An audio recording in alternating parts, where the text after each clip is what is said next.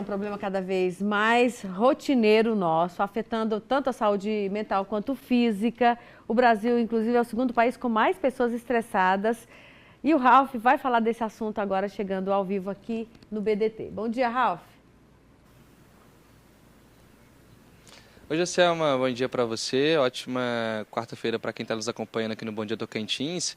Estresse, já começando com esse assunto, né? A gente conversa aqui com a Eudimara Moreira, que ela é psicóloga, ela entende sobre esse assunto, mas antes de a gente falar sobre como lidar com esse estresse, né, Eudimara, é importante falar sobre esses sinais de que a gente está estressado, que a pessoa está com esse estresse um pouco mais excessivo.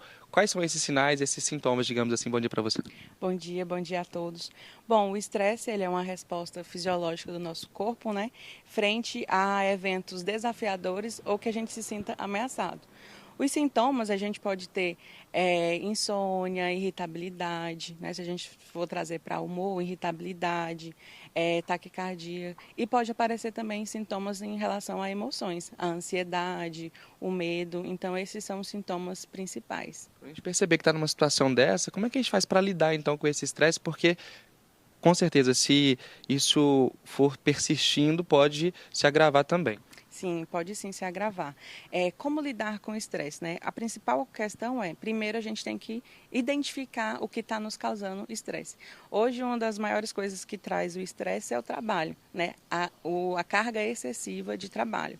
Então, quando a gente identificar que estamos ficando já mais irritados, a gente está com insônia, né? Que essa ansiedade está exacerbada, então a gente tem que colocar limite naquelas situações. Eu posso colocar limite na minha carga de trabalho, fazer um cronograma, né, ter uma questão de dia mais organizado, porque isso evita que o estresse acometa o nosso dia a dia. Tem níveis de estresse? Tem, Estresse, na verdade. tem sim. O estresse ele pode ser favorável também. Como? Como uma forma da gente manter o foco, né, desde que aquilo não atrapalhe a nossa qualidade de vida. Tudo sobre controle, ele é, né, favorável. Agora, quando passa, que a gente vê, por exemplo, que a gente não está tendo mais qualidade de vida, que a gente não tem momento de lazer, que o momento com a família, né, já não está tendo, isso já é um nível de estresse maior, ou que essa irritabilidade vira uma agressividade.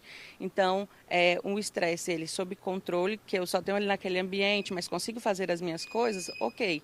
Passou disso, aí já a gente tem os níveis maiores, que é onde a gente precisa ter essa atenção e cuidado. E aí, no caso, são os casos mais graves aí de estresse que podem se tornar outro problema, digamos assim. Sim, como eu te falei, pode levar à questão da ansiedade, né, de um transtorno de ansiedade, o burnout. Então, assim, a gente tem que ter esse cuidado para que o estresse não vire um transtorno, né? Ou outras questões. Por exemplo, se a gente tem esse nível de irritabilidade aumentado, exacerbado e gera agressividade, a gente vai ter um problema com isso aí, né?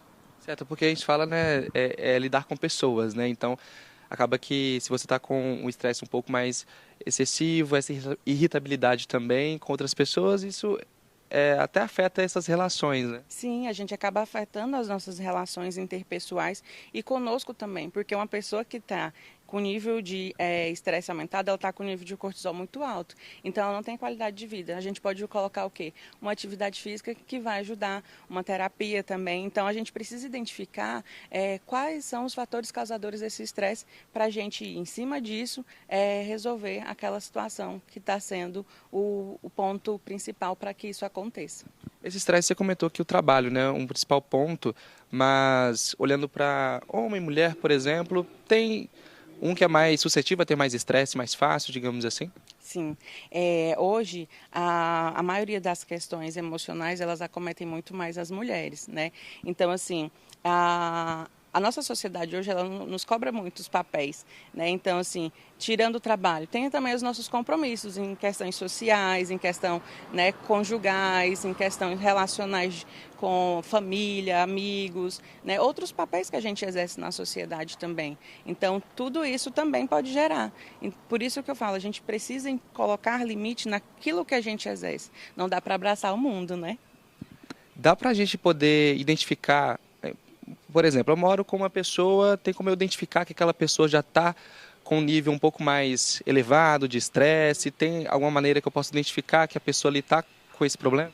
Tem sim. A gente precisa observar comportamentos. Como eu falei, o estresse ele é uma resposta fisiológica do corpo frente a esses eventos desafiadores ou ameaçadores. Então, se eu tenho uma pessoa que convive comigo, ela é tranquila no dia a dia, está conseguindo fazer as suas coisas, né, mantém a sua rotina normal. E aí ela tem essa mudança de comportamento, já está às vezes mais irritada, às vezes ela está mais hostil com as palavras, né, ou fica desatenta nas coisas que ela precisa fazer. Então, isso indica que alguma coisa está acontecendo, né? Às vezes a gente pega a pessoa chorando, mais isolada, né? Então ela comenta, não estou conseguindo dormir, não estou muito preocupada com isso. Então já são pontos que a gente pode começar a observar. E lógico, quanto mais o elevado seja esse comportamento, maior o nível de estresse está por trás disso. Obrigado, viu, Edmara, pela participação aqui com a gente no Bom Dia Tocantins, Josielma. Então, essas dicas para a gente identificar e também como a gente pode lidar com o estresse que acaba que acomete assim, durante o dia, né, com você. Obrigada, Ralf. A nossa entrevista